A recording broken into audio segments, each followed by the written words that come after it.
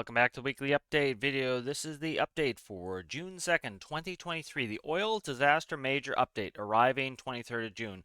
So this is really cool. Devs told us last week that they will be announcing the major update today. I think they've been doing a really good job with having some really cool minor updates and some major updates. A reminder, major update is free. It is not DLC. You'll probably see a bunch of people in the comments saying, I hope this isn't paid. The only thing that's paid is a DLC. Those generally come in October. The only two we've had have come in October. Major updates are free. Minor updates are free. And so this major update is coming end of the month. This sounds pretty cool. This is something a lot of people were asking for, thought might be in the original Industrial Frontier DLC. And so this is what they were talking about. And so this looks really cool. So as you can see, this is what the oil slick is going to look like. Dear Stormworkers, the oil disaster major update is our next major update and arrives on the 23rd of June. Oil spills and slicks are introduced in this major update. Oil that leaks from wells, ships, pipeline, or anything else will pollute the ocean. This pollution will create an oil slick that sits on the surface of the ocean and will disperse and be carried by ocean currents over time. The environment can be cleaned up by pumping this damaged seawater out of the ocean and through the new centrifugal separator. The separator takes in the mixture of oil and water and uses an impeller to spin the fluid, pushing the less dense oil to the center of the vortex and more dense water to the outside. One output port then filters off a more oily mixture, while the other outputs more water. The separator does not completely separate the fluids, so a multi-stage system is recommended as the most efficient. That seems like a neat way to do it. Essentially you have a centrifuge, the oil is less dense, goes to the center, water goes to the outside, but it's not a perfect system, so you have to do multi-stage. This is what you'll get into in real life. This gives us some more engineering to do in game. Sometimes games oversimplify it. This is kind of a cool system. This is an engineering game, so this seems like a neat way where we can make more and more efficient separators, where those of us who like to go and test mechanics can go and test and help out those who may not like to test mechanics to find out what's the most efficient system. New missions introduce oil leaks to rigs, ships, and pipelines, and these damaged systems will slowly leak oil until repaired. Significant leaks will create new missions to clean up the pollution, and these missions are tracked across the ocean as the current disperses the spill. Further improvements are also introduced for the previous major update, including a small pivoting rod cap for simpler and more convenient interaction with rods, and other fixes and improvements. So this looks really cool. So, for example, there's consequences now if we ignore a mission. Generally, there isn't, which there is some plus and minus with this. For example, if you're really in the mood to do some towing, you might sleep through a couple rescue missions and then you get a tow mission, you can go do the tow mission. With this type of mission, if you sleep through this, if you say, I'm not going to go clean up the oil, or, I want to do something else, it can make a larger spill. And this is also the benefit with this is say you want to go clean up an oil spill. Let's say you built a ship specifically for an oil spill. You made and tested a centrifugal separator, and you really want to go out there and destroy the planet and then clean it up.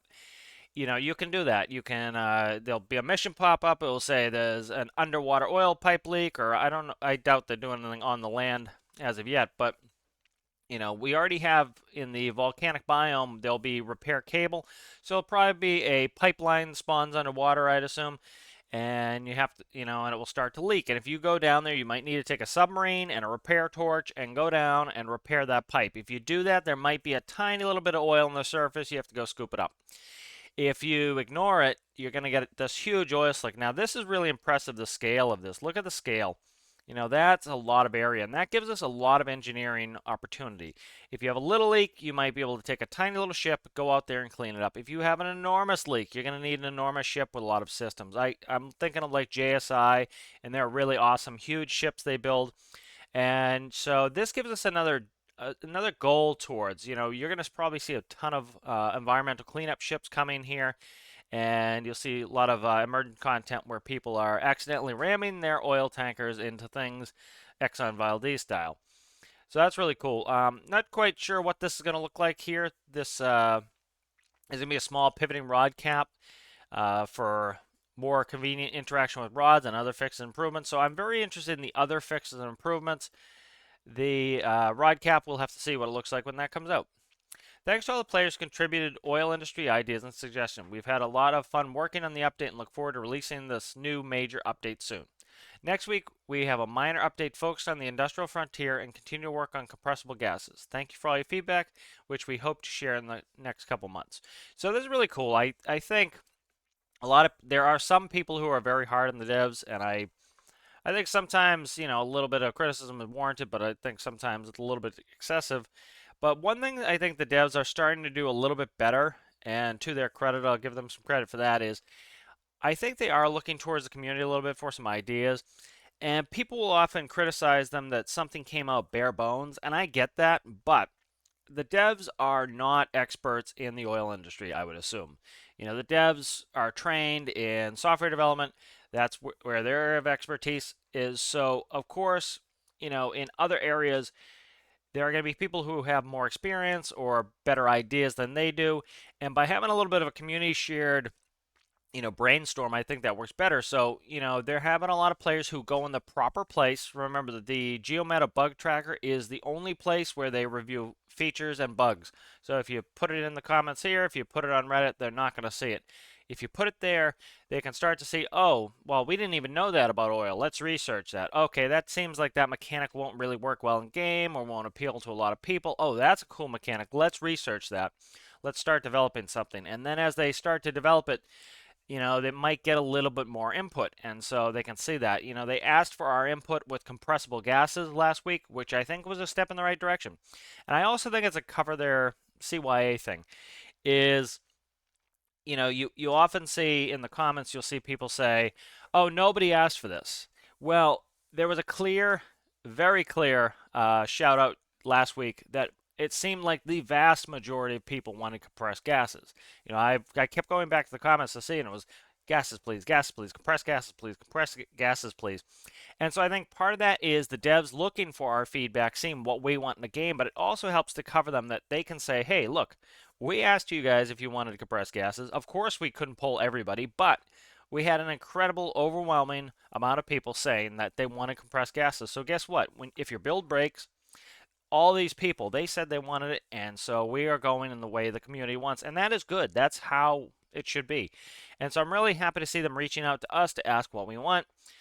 This minor update next week, I'm really interested in. I'm really hoping it is fixing some of the logistic issues with Industrial Frontier. I have some personal experience for about 20 years with logistics. And so, again, the devs' expertise is not in logistics. So I've had some ideas. Some other people have put out some really good add-ons to try to quote unquote fix the industrial frontier, because there are a lot of issues where you essentially cannot use a train effectively to move, say, metal ores, because of the way that you can't really offload it from the train correctly or realistically. Now, not everything has to be realistic in a game, but what realism does is we've already tested it in the real world and it works.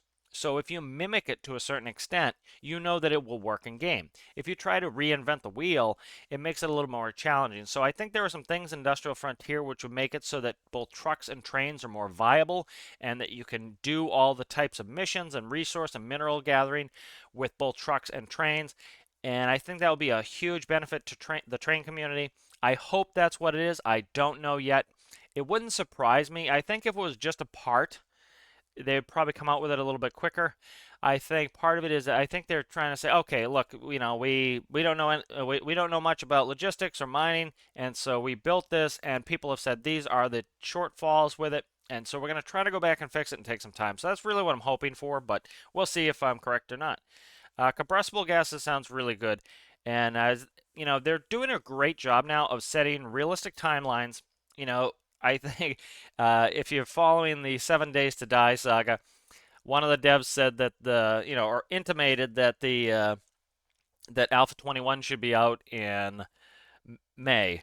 And the other two devs, you could see them cringing and were like even saying, no, don't do it, don't do it. And he intimated that it would be out at the end of May. And as you can see, it's not May anymore.